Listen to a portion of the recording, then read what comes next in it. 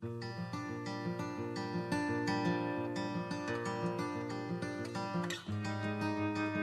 is April the 21st.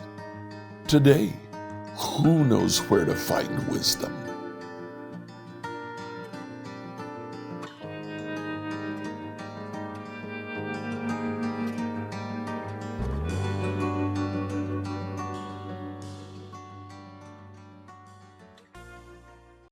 On Sundays, as we read through the Bible in a year, we dedicate it to Hebrew poetry. We're in the middle of the book of Job. Please read Job 25 to 28. In Job 25, Bildad has an extremely short speech, uncharacteristic of Bildad. But there he says, God is great. That's all he really says. Job responds in chapter 26, says, you have no idea how great God truly is. Chapter 27 begins Job's final speech. It's 5 chapters long. Today we'll read 2 of those chapters, 27 and 28. In this, Job first says, I am innocent. From 3 to 6, he says, I'll never concede that I've done wrong. I haven't. I am innocent.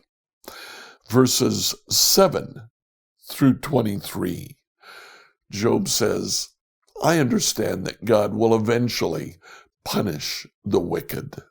For whatever reason, he's not doing it right now.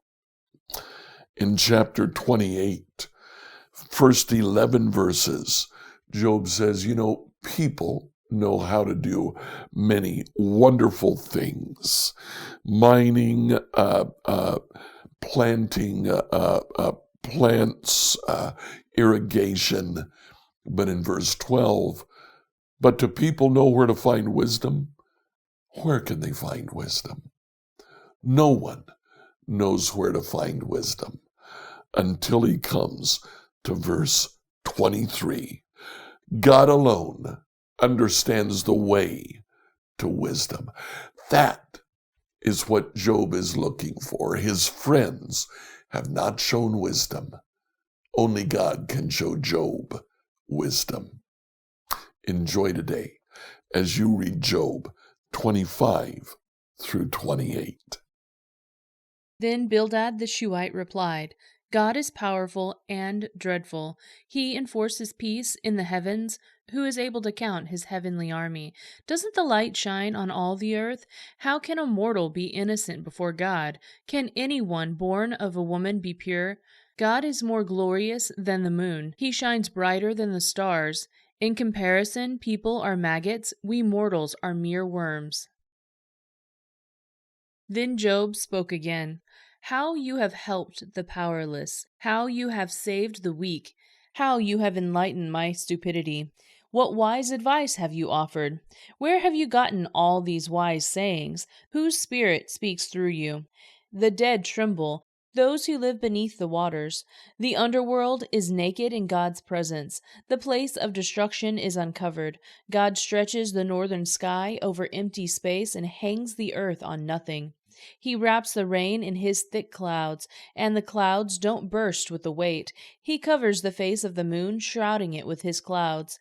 He created the horizon when he separated the waters. He set the boundary between day and night. The foundations of heaven tremble. They shudder at his rebuke. By his power the sea grew calm. By his skill he crushed the great sea monster. His spirit made the heavens beautiful, and his power pierced the gliding serpent. These are just the beginning of all that he does, merely a whisper of his power. Who then can comprehend the thunder of his power? Job continued speaking. I vow by the living God, who has taken away my rights, by the Almighty, who has embittered my soul, as long as I live, while I have breath from God, my lips will speak no evil, and my tongue will speak no lies. I will never concede that you are right. I will defend my integrity until I die. I will maintain my innocence without wavering. My conscience is clear for as long as I live. May my enemies be punished like the wicked, my adversary like those who do evil. For what hope do the godless have when God cuts them off and takes away their life? Will God listen to their cry when trouble comes upon them? Can they take delight in the Almighty? Can they call to God at any time? I will teach you about God's power. I will not conceal anything concerning the Almighty. But you have seen all of this, yet you say these useless things to me. This is what the wicked will receive from God. This is their inheritance from the Almighty. They may have many children, but the children will die in war or starve to death. Those who survive will die of a plague, and not even their widows will mourn them. Evil people may have piles of money and may store away mounds of clothing, but the righteous will wear that clothing, and the innocent will divide that money. The wicked build houses as fragile as a spider's web, as flimsy as a shelter made of branches. The wicked go to bed rich, but wake up to find that all their wealth is gone. Terror overwhelms them like a flood, and they are blown away in the storms of the night. The east wind carries them away, and they are gone. It sweeps them away. It whirls down on them without mercy. They struggle to flee from its power, but everyone jeers at them and mocks them. People know where to mine silver and how to refine gold. They know where to dig iron from the earth and how to smelt copper from rock.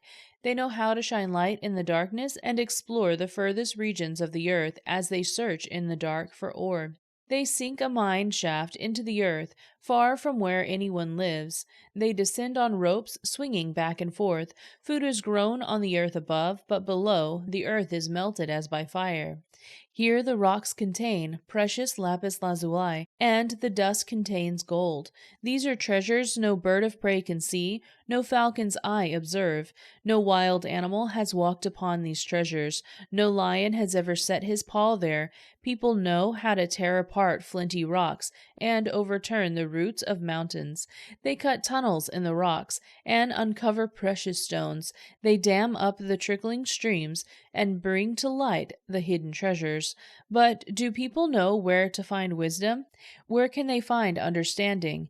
No one knows where to find it, for it is not found among the living. It is not here, says the ocean, nor is it here, says the sea. It cannot be bought with gold. It cannot be purchased with silver. It's worth more than all the gold of Ophir, greater than precious onyx or lapis lazuli. Wisdom is more valuable than gold and crystal. It cannot be purchased with jewels mounted in fine gold.